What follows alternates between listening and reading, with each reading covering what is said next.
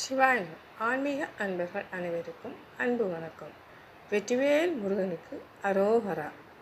இன்று நாம் சண்முக கவசத்தின் 15வது பாடலின் விளக்கத்தை பார்க்கலாம். தொடர்ந்து சில வாரங்களாக நாம் அதை பார்த்து கொண்டிருக்கிறோம். அந்த வகையில் இந்த ஆன்மீக பதிவில் 15வது பாடலை நாம் பார்க்கலாம். முதலில் பாடலை கேட்கலாம். ஜலத்தில் உய்வன்மீர் ஏறு தண்டுடை திருக்கை மற்றும் நிலத்திலும் ஜலத்திலும் தான் நெடுந்துயர் தரற்கே உள்ள குலத்தினால் நான் வருத்தம் கொண்டிடாது அவ்வொவ்வேளை பலத்துடன் இருந்து காக்க பாவகி கூறுவே காக்க. இதுவே பாடல். இனி ஒவ்வொரு வரிகளின் பொருள்களை நாம் பார்க்கலாம். முதலில் ஜலத்தில் உய்வன் மீன் ஏறு என்றால் ஜலத்தில் என்கின்ற பொழுது நீரில் என்று பொருள். உய்வன் மீன் என்றால் வன்மீன் என்பது முதலை, அதாவது நீரில் வாழும் முதலை. ஏறு என்பதன் பொருள் ஆண்மை உள்ள என்பது பொருள். ஜலத்தில் உய்வன் மீன் ஏறு என்றால் நீரில் வாழும் ஆண்மையுள்ள முதலை என்பது பொருள்.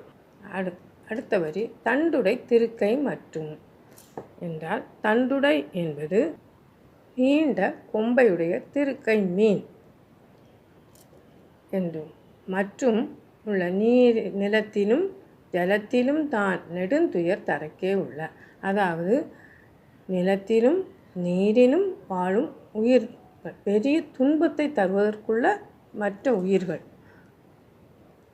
நெடுந்துயர் தரக்கே உள்ள என்றால் பெரும் துன்பம் தரக்கூடிய உயிரினங்கள். குலத்தினால் நான் வருத்தம் கொண்டிடாது அவ்வொவ்வேளை, அதாவது அத்தகைய உயிரினங்களால் நான் வருத்தப்படாமல், அதாவது துன்பம் படாமல் என்னை அவ்வொவ்வேளை என்று அவ்வப்பொழுது என்னை காக்க வேண்டும் என்று உறுதியுடன் காத்திடுவாயாக என்று பாம்பன் சுவாமிகள் வேண்டுகிறார். பலத்துடன் இருந்து காக்க என்பது உறுதியுடன் என்னை காத்தருள்வாயாக என்பது பொருள். அடுத்த வரி பாவகி கூறுவேல் காக்க, அதாவது நெருப்பில் தோன்றிய கூர்மையான வேல். தீப்பொறிகளின் மூலம் அமையப்பெற்ற உடலை உடைய முருகப்பெருமானின் கூறுவேல் காப்பதாக, அதாவது பாவகி என்பது அக்னி என்பது பொருள். நம் வினைகள் தீர்ந்து மாய்ந்து நாம் உயரிய வாழ்க்கை வாழ்ந்திட இந்த பாவகியின் கூர்மையான வேல் காக்க வேண்டும். வெற்றிவேல் முருகனுக்கு அரோகரா. இனி பாடலை கேட்கலாம்.